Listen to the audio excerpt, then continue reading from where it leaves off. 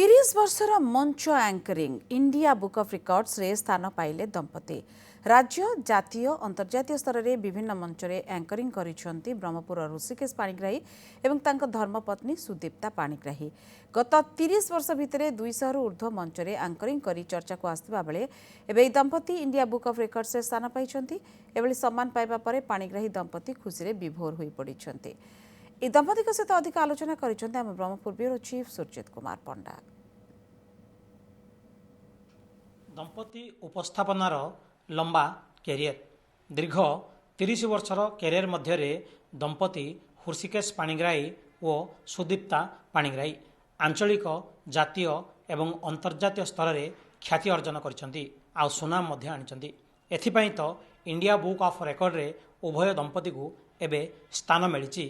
केवल एंकरिंग पाई एवं couple anchoring हिसाब रे इंडिया बुक ऑफ रिकॉर्ड रे स्थान मिली। यहाक नहीं केते खुशी कौन प्रतिक्रिया सीधा सड़क आम पचारि बुझिया। प्रथमे प्रतिक्रिया नापाई चाहिए ऋषिकेश पाणिग्राही प्रथमे न्यूज 7 तरफ आपन को स्वागत एवं अभिनंदन भी। कपल एंकरिंग रे इंडिया बुक ऑफ रिकॉर्ड दीर्घ 30 वर्षर कह जाउची कैरियर कौन कहिबे? बहुत सुंदर कथा आपण आसचंती। प्रथमे आपण को धन्यवाद दूची कारण एमती गोटे रेकर्ड दिने हम एवं न्यूज 7 आसिक पचार आम यहाँ भावटा आम आश्चर्य कथा कारण आपण रेकर्ड देखिथे बहुत रेकर्डधारी रेकर्ड कर उपस्थापना क्षेत्र में मंच उपस्थापना क्षेत्र में रेकर्ड सृष्टि करिवारे आमको इंडिया बुक ऑफ रिकॉर्ड्स कहला आप आम हूँ भारतर प्रथम कपल एकमात्र कपल हेले यहीटा 1993 इतिहास 93 आज पर्यंत 30 वर्ष ऊर्ध्व भी हो गलानी। तेबे 1993 पर आज भितर से उत्साह से उद्दीपना प्रति फेस्टिवल चढ़ला बेले से छाती धक धक एवं आमर अच्छी लोड़ब जहाँ वैद बोला ताहा मोर इच्छा थिला किंतु साहस नाला जे मु एंकरिंग करी। सी जेहेतु जड़े नेशनल लेवल डिबेटर थिले ताकू सहज होउतला किंतु मो भीतर इच्छा थिला कारण मु आकाशवाणी जो कार्यक्रम निष्पादक हिसाब से काम करुली भॉइस बा कंठ उपर मोर काम करिवार किछि काम थिला करुली।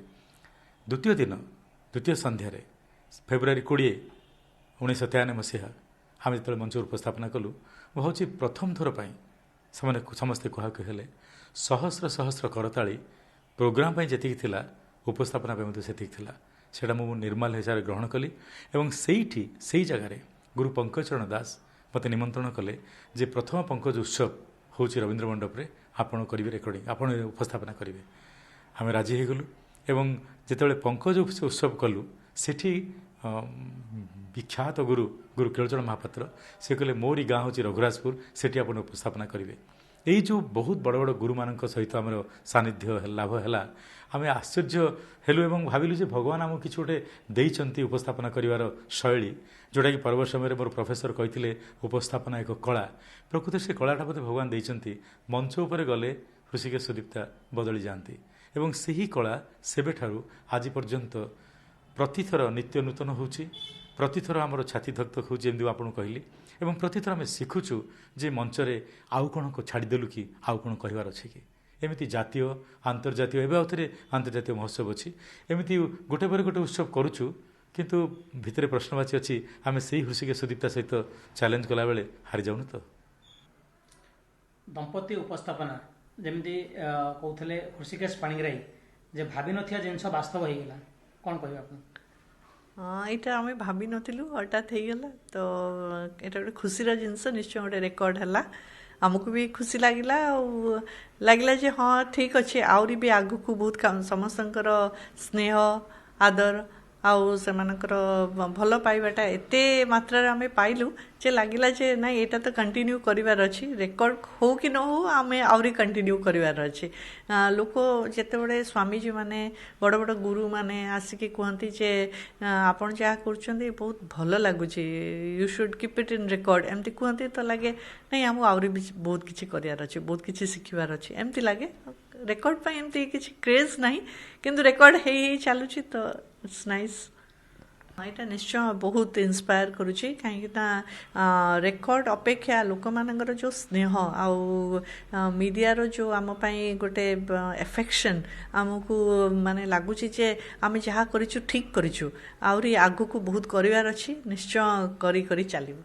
प्रतिक्रिया शुणुले सुदीप्ता पाणिग्राही एवं ऋषिकेश पाणिग्राही ଯେଉଁଭଳି ଭାବେ ପ୍ରତିକ୍ରିୟା ରଖୁଥିଲେ ଯେ ଇଣ୍ଡିଆ ବୁକ୍ ଅଫ୍ ରେକର୍ଡ଼ରେ ସ୍ଥାନ ପାଇଲେ ଦମ୍ପତି ଉପସ୍ଥାପକ ଭାବେ, କିନ୍ତୁ ଆଗକୁ ମଧ୍ୟ ଆହୁରି ଲକ୍ଷ୍ୟ ରହିଛି।